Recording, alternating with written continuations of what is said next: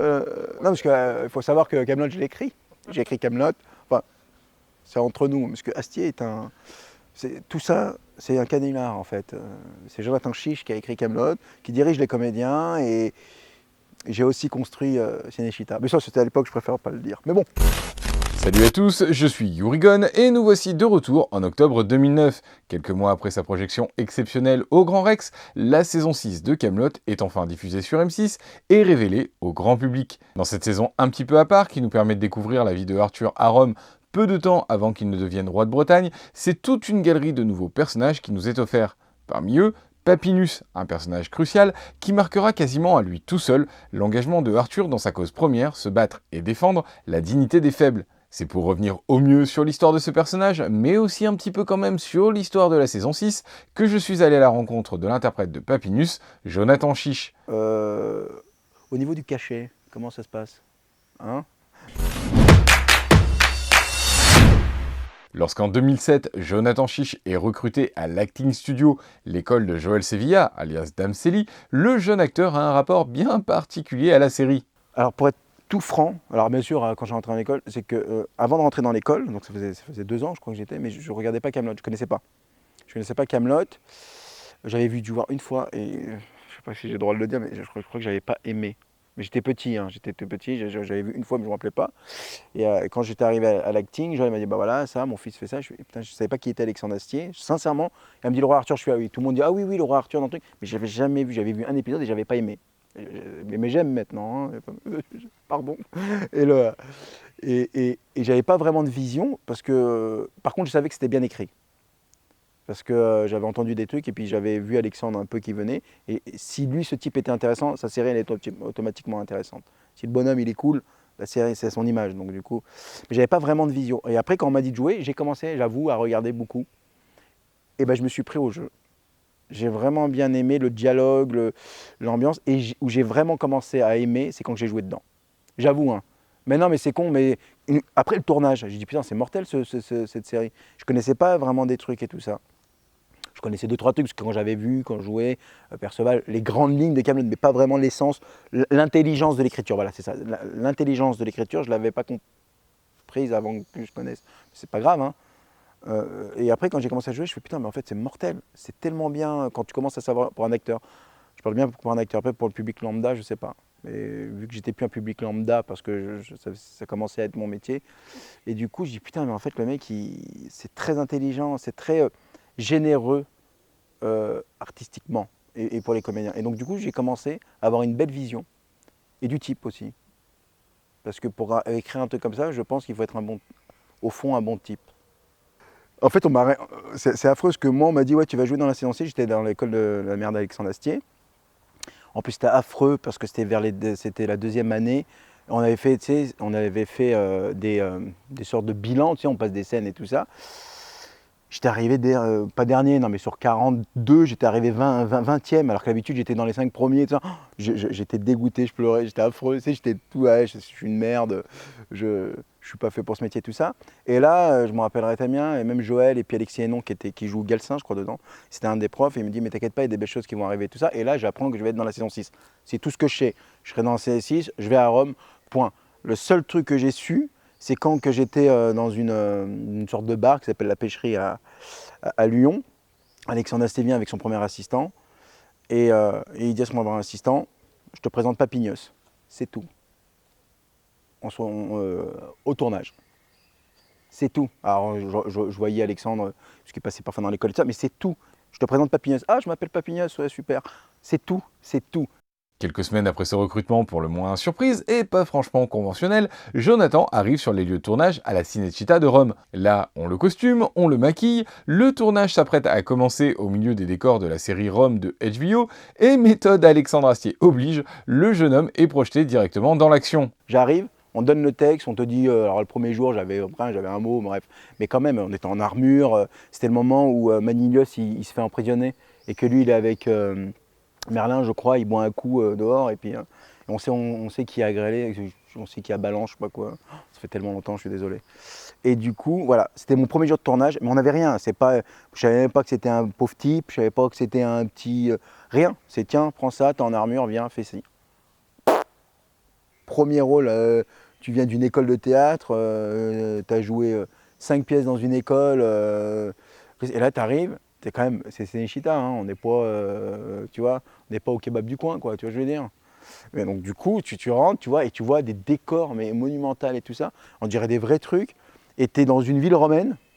À côté, il y avait aussi le décor de Gang of New York, j'arrive pas à dire comment on dit. Gangs of New York. Ouais, c'est ça, voilà, merci pour l'anglais. Et du coup, donc tu voyais ça, tu dis putain, mais j'ai reconnu ça, je le reconnais, c'est bien. Et là, tu rentres, et j'ai fait un truc dans ce décor pour te dire, comme quoi que ça m'a impressionné. Je pense que personne ne le sait, je voulais dû le dire 2 fois. C'est que j'étais tu sais, t'attends beaucoup, ce qui est bien, hein, t'attends beaucoup quand tu tournes. Et du coup, en attendant, et comme en plus, c'était la première journée, tu as le rôle sympa, puis le rôle machin, donc du coup les gens ne font pas non plus gaffe à toi non plus énorme. Donc tu as du temps toi, tu vois, tu as du temps, tu n'as pas de loge, bref, on se comprend. Et du coup, je prends l'épée, je prends mon arme et je vais me perdre, parce que c'est très grand le décor. Et je faisais semblant de jouer, mais il n'y avait personne, hein, c'était comme un fou. Comme un fou, le mec qui me regarde, il dit c'est qui ce type, il est fou lui. Et je faisais semblant de me cacher dans les trucs et je regardais comme ça, je me prenais dans le Gladiateur. Tu sais, dans le Gladiateur, quand il prend la terre, je te jure, il y avait une grande rue avec tous les trucs romains et je me suis baissé. Il n'y avait personne qui me regardait. J'ai pris, j'ai fait. C'est débile. Ouais, mais qui, dans sa vie en tant qu'acteur, aura l'occasion de se baisser comme ça, comme Maximus, dans un truc romain et faire. Bah ouais. Et j'avoue, j'ai fait ça. Donc voilà, pour te donner mon truc de. Alors c'était mortel ça, c'était mortel. Au-delà de ce pur moment de plaisir quelque peu surréaliste, Jonathan Chiche se rappelle de la pression qu'a pu représenter ce tournage romain pour l'équipe. Gros budget, et puis surtout il fallait le temps, c'est de l'argent, le temps. Et puis c'est. Bien sûr, là il y avait vraiment des extérieurs, c'était pas comme Kaamelott les débuts où c'était caméra posée, un champ contre champ. Là il y avait. Puis en plus, il y avait, je crois, hein, si je ne me trompe pas, il y avait une manière de filmer, parce qu'ils n'avaient pas le droit de filmer tout par rapport à la série Rome. Donc il y avait des contraintes qu'il fallait être carré. Et de toute façon, quoi qu'il arrive, Kaamelott c'est toujours carré, hein, le tournage. Hein. Les mecs ils savent ce qu'ils font, c'est des tueurs, donc du coup ils savent ce qu'ils font. Mais là il fallait encore plus. Mais le tournage de cette saison 6 ne se limite pas aux extérieurs de la Cinecittà romaine. Et tous les intérieurs seront tournés, eux, dans les studios de Villeurbanne, juste à côté de Lyon. Et j'ai fait les deux. Tous les intérieurs c'était au studio, c'est-à-dire que quand le chef Rostrogo, d'ailleurs c'est très marrant parce qu'on a tourné l'extérieur à Rome, à Cinecittà, et on a tourné l'intérieur. En fait, c'est ça qui est dur.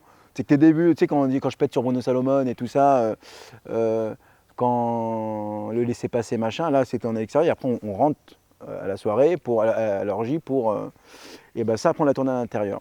Et ça c'est très. C'est la magie de la caméra, c'est la magie du cinéma et de la série. En plus, Seymour, qui fait le décor sur Kaamelott, franchement, c'était mortel. Il y avait une fontaine, t'es là, t'es à l'orgie, t'es dedans, quoi. T'es obligé, alors je dis pas qu'on joue bien, c'est pas ça que je dis, attention, mais t'es obligé de bien jouer. C'est-à-dire que cette ambiance, en fait, tu te poses pas la question, c'est ça qui est bien avec Alexandre, c'est que tu rentres, tu te poses pas la question, alors attends, comment je dois m'imaginer que je fasse ça. T'es dedans, t'es là, t'es dans l'orgie, tu fais, voilà, tu sais que t'as ton verre de citron, t'es comme ça, tu te prends, bon, tu crois ou t'es sûr, ok, bon, voilà, et donc t'es là, tu regardes, c'est trop bien. Cette complicité à l'écran entre les différents acteurs incarnant les compagnons d'armes de Arthur pourrait même laisser penser à une ambiance caserne prolongée jusque dans les coulisses. Alors ce qui est très bizarre, oui et non. C'est-à-dire que la saison 6, je pense, pour Alexandre, elle était stressante, c'est normal, à Rome, il y a beaucoup d'argent en jeu, il y a beaucoup de guests, c'est un mec qui travaille beaucoup, donc du coup, du coup, il était stressé, donc il y avait un silence. Alors, à part dans les scènes d'extérieur, quand il y a Manu Payet qui vient, il fait des blagues, donc on rigole. Mais dans l'intérieur, pardon, dans les intérieurs, il y avait un silence. C'était très respectable, chacun à sa place. Il n'y avait pas de temps de hey, salut Jean-Jean, ça va hey, tu me brises les couilles. Non, il n'y a pas de ça. C'est pas de hey, il n'y a pas de choses comme ça. C'était très silencieux, c'était très simple. Mais par contre, oui, il y avait une ambiance caserne, mais pour ça, dans le côté droit. Et en plus, comme c'était des décors impressionnants, c'était obligatoirement des ambiances casernes. Enfin, pour moi, je parle. Hein. Et même avec les autres. Puis tu étais impressionné, tu vois, tu étais là, tu étais à Rome. Et donc, il y avait ce truc caserne. Mais il y avait cette ambiance. Mais on rigolait aussi. Hein. Tu vois, Alex, il est très gentil sur ça. Tu vois, il te laisse un peu le faire. Tu dis tiens, je fais ça, ça. Il dit oui, tu vois, non, oui, non. Mais ouais, il y avait une ambiance caserne pour moi. C'est finalement au fur et à mesure que l'acteur arme son jeu et crée son personnage dont il a aujourd'hui une vision d'ensemble assez claire. Ah, mais il a fait ses classes, pour moi, hein, bien sûr, avec Arthur, et je pense qu'Arthur a toujours été derrière lui. Je pense, moi, comme ça que je le vois, comme ça, moi, je l'ai pris. Toujours gentil, allez, Papignos, viens, fais ça. Il y a toujours quelqu'un dans le groupe comme ça qu'on aime bien, qu'on aime bien, mais il n'est pas forcément invité aux grandes soirées, parce que tu vois, quand ils vont à la soirée de chez Akonia, nous, on n'est pas là.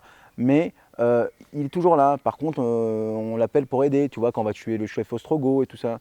D'ailleurs, c'est un point de vue qui est très compliqué dans la saison 6. Moi, en tant que perso, on n'est pas invité il n'a pas fait de scène qu'on a invité à la Villa Akonia avec les autres. Alors peut-être qu'il est avec ses meufs, tu vois, avec ses deux copines, avec Manilios. Par contre, pour aller tuer le chef Ostrogo, Falerios et moi, on est là.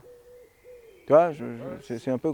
Et quand même, le mec, Papignos, même le bouffon, il est avec son verre de citron, et il est comme ça face à l'autre, et hop, il le jette.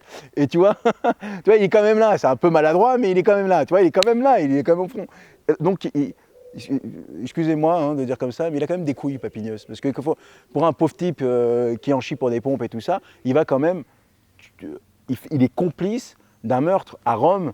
Tu vois, c'est quand même pour avoir les couilles dans le temps, quand même. Pour Arthur, moi c'est comme ça que je le vois, pour Arthur il est content. Tant qu'il est avec Arthur, il est content lui. Tu vois, c'est comme être avec un grand frère, tu vois.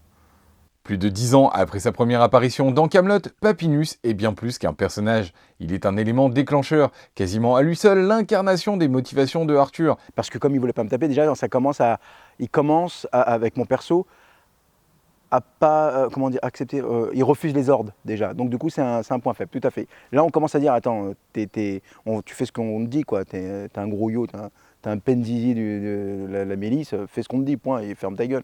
Et il commence à dire non. Donc du coup ça, et en plus quand il dit je tape pas sur Papignos et tout ça, il y a un côté aussi humain d'Arthur pour les faibles, tu vois ce que je veux dire. Voilà, et du coup ça oui, je pense. Après, il est obligé de mettre une petite vanne en même temps. Il y a peu de chances que je rencontre Papinus sur un champ de bataille.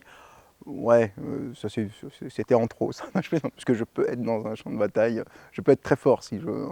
Et s'il est difficile de savoir de quoi l'avenir de la saga sera fait, il est certain que Papinus et Jonathan Chiche en resteront parmi les plus touchants points de départ. Et si vous êtes d'accord avec ce constat, ou pas du tout d'ailleurs, n'hésitez pas à me le dire dans les commentaires. N'hésitez pas non plus à faire tout ce que l'on fait d'habitude sur ce genre de plateforme. Likez, commentez, partagez, vous abonner et sonner la petite cloche.